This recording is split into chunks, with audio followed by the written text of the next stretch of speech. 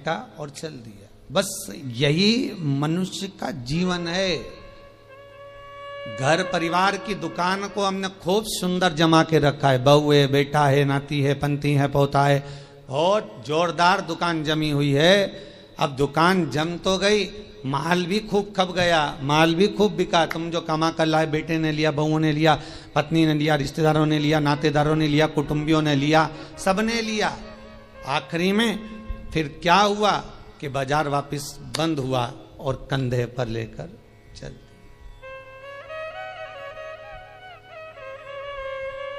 फिर निवेदन करूंगा, तुम दुकान पर बैठकर व्यापार में, व्यवसाय में, नौकरी में, तुम दुकान में जितना बैठकर कमा रहे हो उसका भोग तुम्हारी पत्नी, तुम्हारे बच्चे, बहुएं, पोता पोती, रिश्तेदार, कुटुंबी सब भोगेंगे। पर तुमने जिस तरह से कमाया है उसका भोग तुम्हें अकेले ही भोगना पड़ेगा, कोई दूसरा नहीं भोगेगा।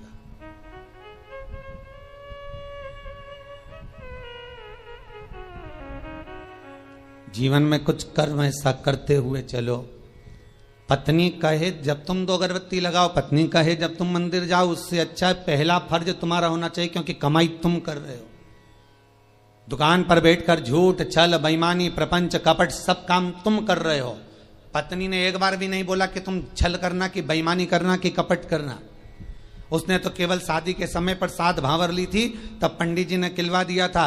पत्नी के 7 वचन में से एक वचन था कि मैं तुम्हारे साथ ब्याह कर जा रही हूं तो मेरा भरण पोषण तुम्हें करना है। पर इतनी सी बात थी। उसके बाद पत्नी ने एक बार भी नहीं कहा कि तुम ढेर सारा कमा कर लेकर आओ। बच्चे कभी नहीं कहते कि पिताजी आप हमारे लिए झूठ बोलो, कपट करो, छल करो, बेईमानी करो।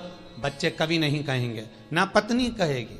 जब ऊपर जाओगे, यम की कैद चढ़ोगे, तो यमराज तुम्हें जब नरक में पटकेगा तब कहोगे मैंने झूठ पत्नी के लिए बोला था, मैंने बच्चों को पढ़ाने के लिए, आगे बढ़ाने के लिए झूठ बोला था, मेरे अकेले को नरक क्यों पटक रहे हो? पत्नी और बच्चों को भी तो पटको। तो यमराज भी कहेगा झूठ तूने बोला, कपट तूने करा, बेईमानी तूने करी, प्रपंच तूने करा, तो भोग भी तो भोग, दूसरा काय को भोगेगा।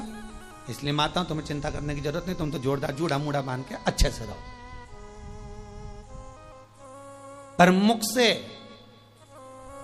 तुम्हारा नाम है धर्म पत्नी। एक होती है पत्नी जो पति को पतन के रास्ते पर ले जाती है, सिनेमा घर ले जाती है, मायके ले जाती है, शॉपिंग मॉल ले जाती है, वो पत्नी कहलाती है। एक होती है धर्म पत्नी जो पति को धर्म के पथ पर लेकर जाती है। एक होती है धर्म पत्नी जो पति से कहती है, कथा आ रही है शिव महापुराण की, थोड़ी देर सुन लेना। अरे तो मैं दुकान पे नहीं बैठूं, दुकान पे टीवी लगवा लो, दुकान पर मोबाइल रख के सुनो। अरे नेट का खर्चा कौन सीवर वाला महाराज देगा? 150-200 रुपए का नेट चले तो कौन महाराज देगा क्या? तो पत्नी उस समय पर एक शब्द जरूर बोल दे कि कमा किसके लिए रहे हो, पहले ये तो बता। घर में रोटी का डब्बा लगा लगाया रह जाता है, पत्नी फोन कर करके रह जाती है, आ जाओ भोजन तैयार है, आ जाओ। ग्राहक ऐसे टूट पड़ रहे कि 1 मिनट तो खाना खाने की फुर्सत नहीं। और बच्चा टिफिन लेके आ गया तो टिफिन 2 घंटे तक रखा दिया, ठंडा हो गया, सारा की सारा बेकार हो गया। और तुम वो ठंडा भोजन गाय की सांदी जैसा बस खा रहे। ऊपर से दुकानदार फिर ग्राहक बोल रहे सेठ जी मुंह में रोटी, सेठ फिर निकाला। किसके लिए कमाया भाई?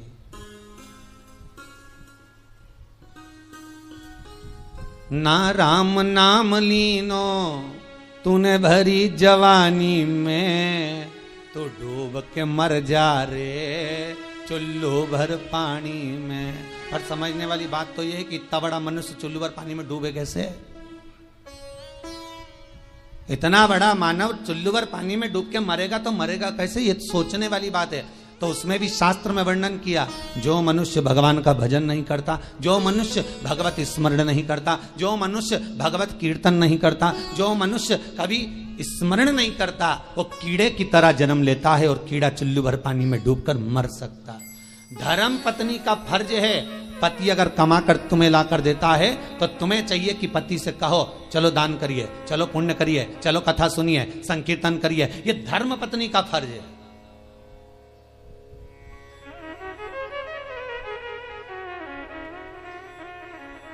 सारे कथाकार मिलके, कई बार हमने सुना लोग उसको क्या नाम थी जिसकी नाक कट गई थी रे, है?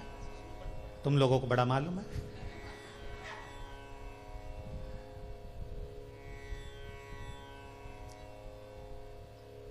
मतलब इतनी फेमस है वो, है?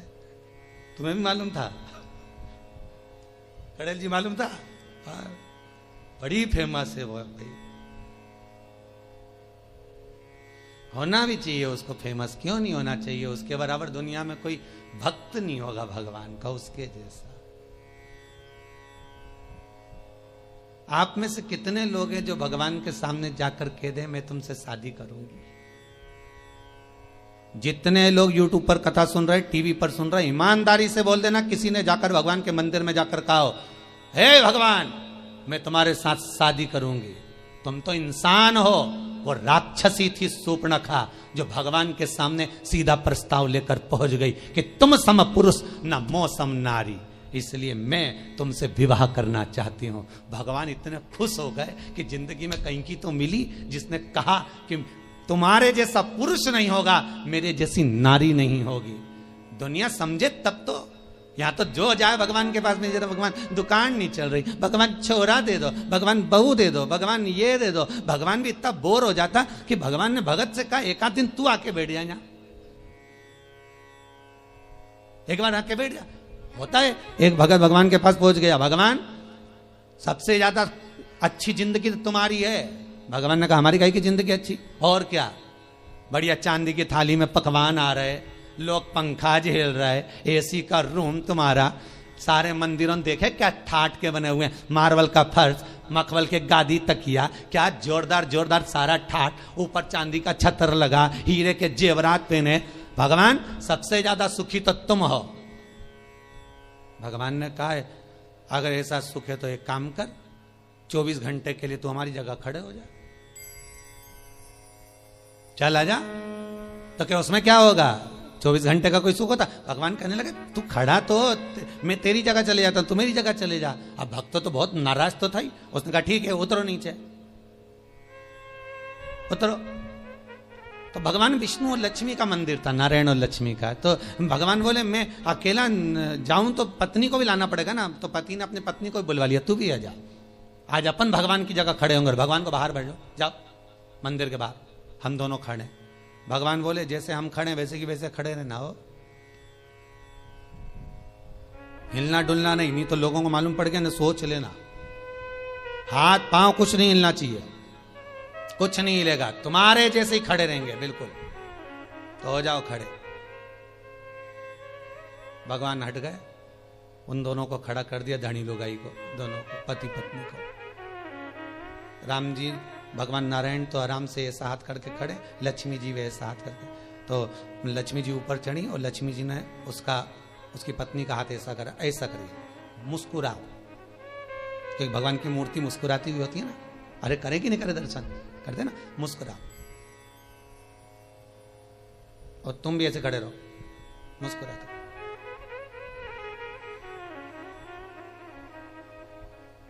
इतना छोटा सा तो काम, एसी का भी तो रूम है, अभी खाने को भी तो चांदी की थाली में सब मिलेगा। पत्नी से बोला खड़े रहे तू तो। भगवान के जाऊं, लक्ष्मी नारायण कहा ठीक है जाओ। अब कब आऊं? भगवान बोले, तो वो बोला अभी हम सारा सुख भोग लें फिर आना आराम से। हाँ ठीक है, कल आ जाऊं कि आज ही आऊं? नहीं तुम तो शाम तक वापिस आ जाओ। हम भगवान वहां तक गए तो इन्होंने मुंह फिर उतार लिया। लक्ष्मी जी बोली मुस्कुराओ, फिर मुस्कुराओ। अब सब भगत दर्शन के लिए आने लगे भगवान के। ये दोनों मूर्ति ऐसे खड़े, कोई के मेरी बहू ऐसी, कोई के मेरा बेटा ऐसा, कोई के धंधा पानी नहीं चले, नीचे से चीटा चढ़ गया।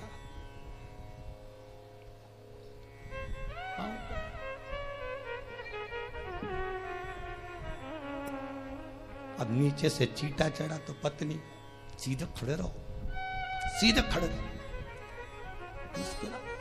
वहां से मुस्कुराए कि चीटा भगाए।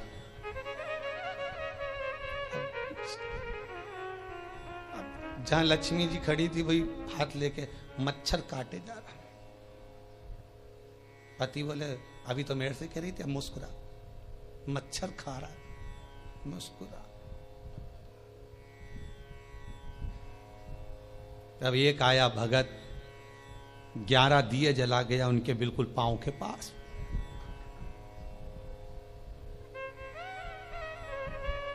पत्नी बोली आग लगा के मानेगा। पति बोला मुस्कुरा, मुस्कुरा। अरे धोती जल जाएगी, मुस्कुरा, मुस्कुरा। ऐसे खड़े रहो, हिलना नहीं है, बिल्कुल मुस्कुराई। तब एक आई बेचारी नैनों से नीर बहाती हुई, भगवान बहुत दुखी हो गई। इतने में जो पास में खड़ी थी पत्नी, हमारे से पूछ ले हम कितने दुखी हैं। पति बोला तू चुप रह, मुस्कुरा, बस मुस्कुरा। चांदी की थाली में भोजन लग के आया। पति पत्नी के मन में धीरज बंधी। 8 घंटे से खड़े थे। घर पे होते तो चाय भी पी लेते, यहाँ तो कुछ भी नहीं आया। अब खाना आया है, जल्दी से खा लेना। पंडित जी थाली लाए, रखी, तुलसी डाली, हाथ में पानी लेके फेरा, घंटी बजाई, थाली ढाकी, वापिस ले गए।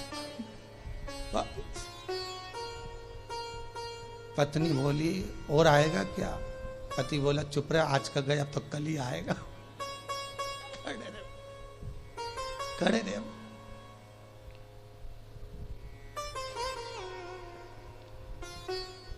शाम के समय भगवान नारायण और लक्ष्मी आ गए। क्यों भैया, सुख में तो हो, क्या आग लगे बस सुख का नाथ, तुम तो तुम्हारी जगह खड़े हो जाओ, हम तो हमारे अच्छे, तुम वहीं आ जाओ वापिस। जल्द। भगवान बोले हम तो नहीं आ रहा, तुम ही खड़े रहो, कि हमारे बाप की सौगंध है, हम दूसरी बार भगवान नहीं बनेंगे, तुम तो खड़े हो जाओ। बड़ी मुश्किल से भगवान नारायण लक्ष्मी फिर खड़े हुए। हमें लगता है सामने वाला व्यक्ति बहुत सुखी है, पर उसकी जगह पर जब हम बैठते हैं तब मालूम पड़ता है कि दुख जीवन में कितना पड़ा है। जीवन में दुख कितना है वो समझना।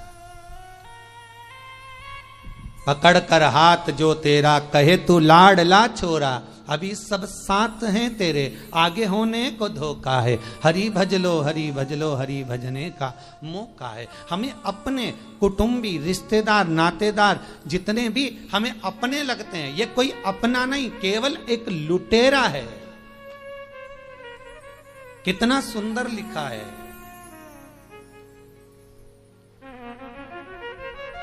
अगर आप लोग कभी गया जी गए होगे पिंडदान करने के लिए, तो गया जी में, गया जी के रेलवे स्टेशन पर एक बड़ा बोर्ड लगा हुआ है कि दुनिया के सबसे बड़े लुटेरे, चोटे घर के लोग ही होते हैं। एक आपकी श्वासें चुरा रहा है, एक आपका समय चुरा रहा है, एक आपका धन चुरा रहा है, एक आपकी संपदा चुरा रहा है। उस रेलवे स्टेशन पर लिखा है कि सबसे बड़े लुटेरे चोटे अपने ही होते हैं, और नीचे लिखा है सावधान रहिए। किससे? किससे सावधान रहे? अर्थात जो लूटने में लगे हुए हैं। कोई कहता पापा जी पापा जी पापा जी कहकर उनका सारा समय खा रहे हैं, मम्मी जी कर कर उसका सारा समय ले लिया, सब कुछ तो समाप्त हो गया। वो चरित्र कितना सुंदर है साहब, कि एक व्यक्ति के घर में शादी थी, बहुत गरीब बड़ा व्यक्ति है,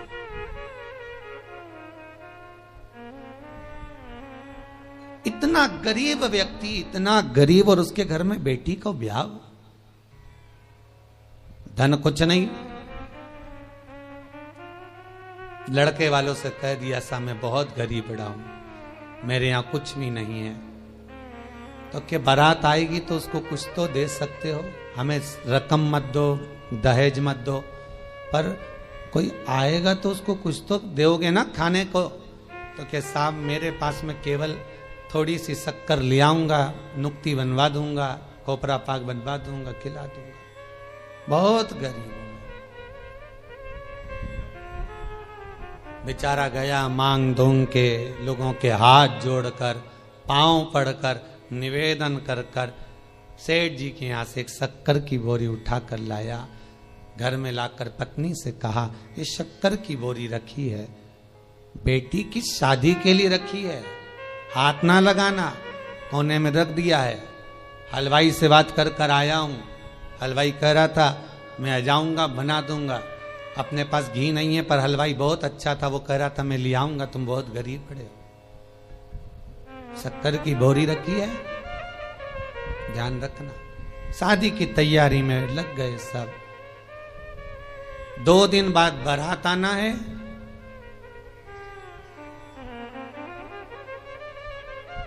एक दिन पहले हलवाई आ गया।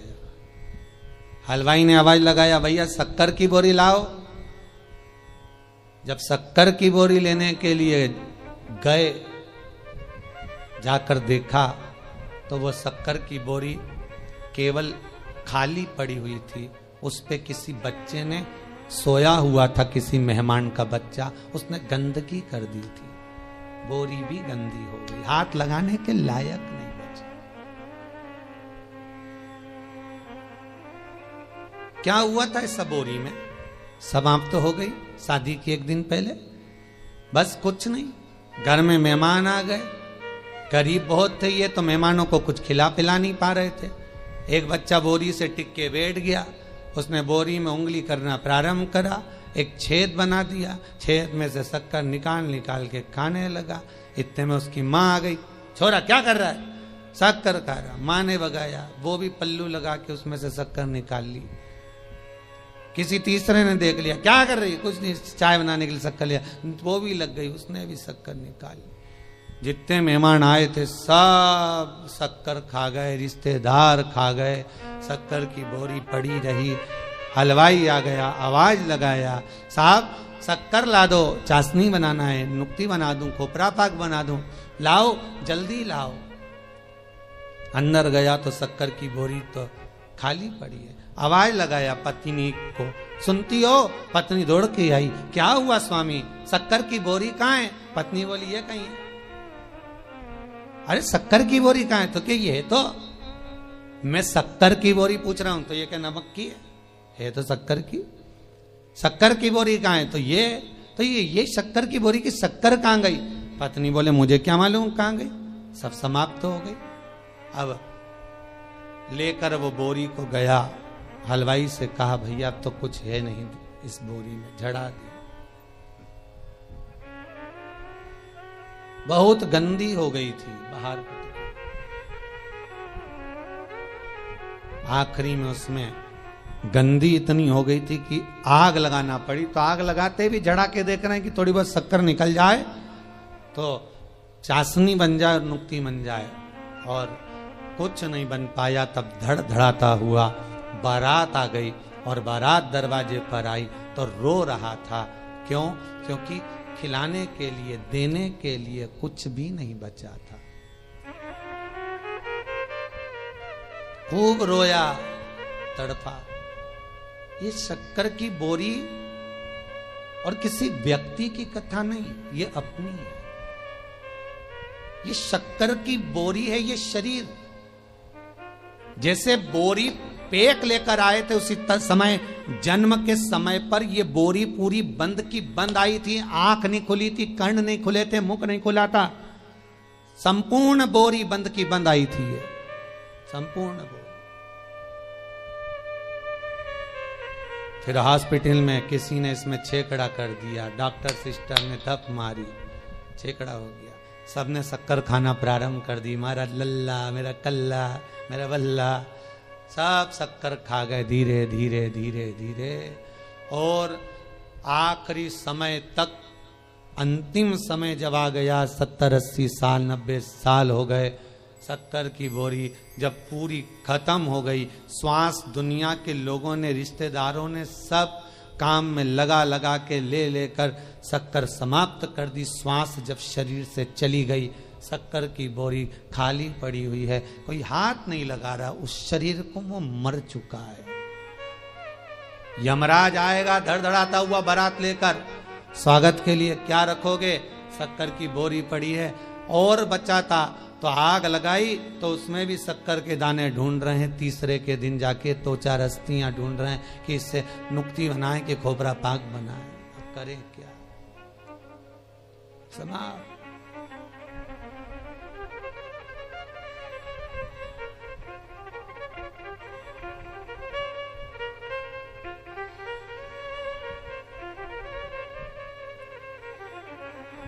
दुनिया के लोगों की एकता अगर देखना है, परिवार के लोगों की एकता अगर देखना है, मोहल्ले और संसार के लोगों की एकता अगर देखना है, तो दो जगह पर देखी जा सकती है। एक, जो व्यक्ति आगे बढ़ रहा है उसको गिराने में, और दूसरा मुर्दे को उठाने में। ये दुनिया के लोगों की एकता, ये दो जगह पर देख सकते हो। अगर कोई व्यक्ति आगे बढ़ रहा है, उन्नति कर रहा है, परिवार का हो चाहे कहीं का भी हो, जब आगे बढ़ता है सारे परिवार के लोग उसका टांग खींचना प्रारंभ कर देते हैं। हाँ वो तो ऐसा है, वो तो वैसा है। सारे कुटुंब के लोग उसके ऊपर उंगलियां उठाना चालू कर देते हैं, उसके ऊपर अपशब्द कहना चालू कर देते हैं, वो तो ऐसा। तो दुनिया के लोगों की एकता दो जगह पर नजर आती है। एक, दुनिया के लोग किसी को गिराने में तुरंत एक हो जाते हैं, किसी की बुराई करने में तुरंत एक हो जाते हैं, और एक, मुर्दे को उठाने में लोग एक हो जाते हैं। भले फिर कहेंगे अरे बेचारा मर गया, बहुत अच्छा था, बहुत अच्छा था, तो कभी उसको राम राम ही कर लेता एक आध बार, जय श्री कृष्णा कर लेता, हर हर महादेव कर लेता। जब मर गया तब कह रहे बहुत अच्छा था।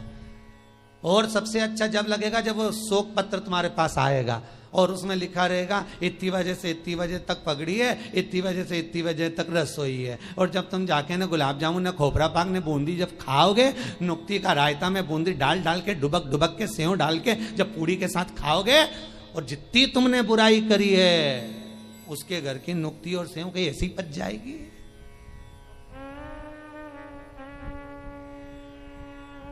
ऐसे ही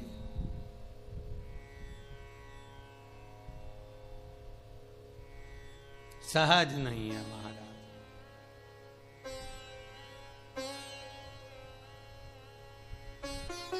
मानव जो है जीवन व्यर्थ है। जितना भजन कर सकते हो, जितना स्मरण कर सकते हो, जितना मंत्र जाप कर सकते हो, जितना नाम जाप कर सकते हो, वो आपका है। वो टल नहीं सकता, वो व्यर्थ नहीं जाए।